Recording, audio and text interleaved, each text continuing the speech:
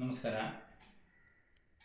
November 2, 2023 ಅವತ್ತಿನಿಂದ ಪ್ರಾರಂಭ ಮಾಡಿ 8 ದಿವಸಗಳ ಕಾಲ ಶಿರಸಿಯಿಂದ ಕಾರವಾರದವರೆಗೆ ಬೃಹತ್ ಪಾದಯಾತ್ರೆ ಮಾಡಾಗಿತ್ತು. ಅವತ್ತಿನ ದಿವಸ ಜಿಲ್ಲೆಯ ಸಾವಿರಾರು ಜನ ನಮಗೆ ಮಾರ್ಗ ಮಧ್ಯದಲ್ಲಿ ಅದರಲ್ಲಿ ಬೆಂಬಲ ಕೊಡ್ತಾ ಕಾರವಾರದ ಜಿಲ್ಲಾಧಿಕಾರಿಯ ಮನವಿ ಕೊಡಬೇಕಾದ ಸಂದರ್ಭದಲ್ಲೂ ಕೂಡ ನಮಗೆ ಬಹಳಷ್ಟು ಜನ ಸಾಥ್ ಕೊಟ್ಟಿದ್ದರು. ಎಲ್ಲರೂ ಕೂಡ ನಮಗೆ ಬಹಳ ಸಂತೋಷದಿಂದ ಆಶೀರ್ವಾದ ಮಾಡಿ ನಮ್ಮ ಜಿಲ್ಲೆಗೆ ಪ್ರತ್ಯೇಕ ಮೆಡಿಕಲ್ ಕಾಲೇಜ್ ಆಗಲೇಬೇಕು ಎನ್ನುವಂತಹ ಆಗ್ರಹ ಮಾಡಿದರು. ಇವತ್ತಿನ ದಿವಸ ಆ ಹೋರಾಟದ ಫಲಶ್ರುತಿ ಎಂಬಂತೆ ಒಂದು ಲೆಟರ್ ಸ್ವೀಕಾರ ಆಗಿದೆ. ಅದನ್ನು ಓದ್ತೇನೆ ಕೇಳಿ. ವೈದ್ಯಕೀಯ ಶಿಕ್ಷಣ ನಿರ್ದೇಶನಾಲಯ ನಿರ್ದೇಶಕರು ಇವರಿಂದ ಲೆಟರು ಹೋಗಿರುವಂಥದ್ದು.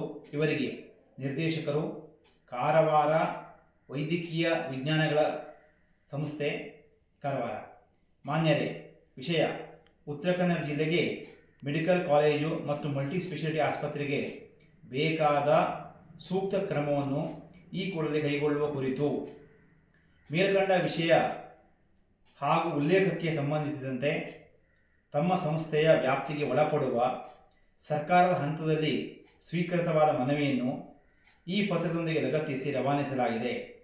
ಸದರಿಯವರ ಮನವಿಯನ್ನು ಪರಿಶೀಲಿಸಿ ಮೆಡಿಕಲ್ ಕಾಲೇಜು ಮತ್ತು ಮಲ್ಟಿ ಸ್ಪೆಷಾಲಿಟಿ ಆಸ್ಪತ್ರೆಗೆ ಬೇಕಾದ ಸೂಕ್ತ ಕ್ರಮವನ್ನು ಕೈಗೊಂಡು ಮತ್ತು ಕೈಗೊಂಡ ಕ್ರಮದ ಬಗ್ಗೆ ಮಾಹಿತಿಯನ್ನು ನೇರವಾಗಿ ಅರ್ಜಿದಾರರಿಗೆ ನೀಡಿ ಅದರ ಒಂದು ಪ್ರತಿಯನ್ನು ಇವತ್ತಿನಿಂದ 15 ದಿವಸದ ಒಳಗಡೆ ನಿರ್ದೇಶನಾಲಯಕ್ಕೆ ಸಲ್ಲಿಸಲು ಸೂಚಿಸಿದೆ.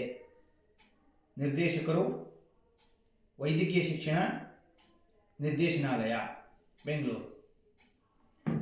ಬಹಳ ಸಂತೋಷ ಆಗ್ತಾ ಇದೆ.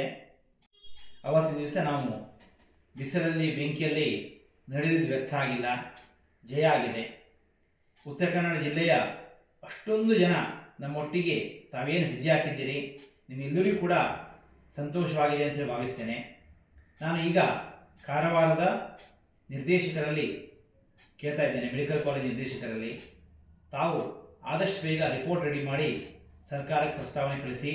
ತನ್ಮೂಲಕವಾಗಿ ನಮ್ಮ ಉತ್ತರ ಕನ್ನಡ ಜಿಲ್ಲೆಯಲ್ಲಿ ನಮ್ಮ ಭಾಗದಲ್ಲಿ ನಾವು 2 ಆಸ್ಪತ್ರೆ ಕೇಳಿದ್ದೇವೆ.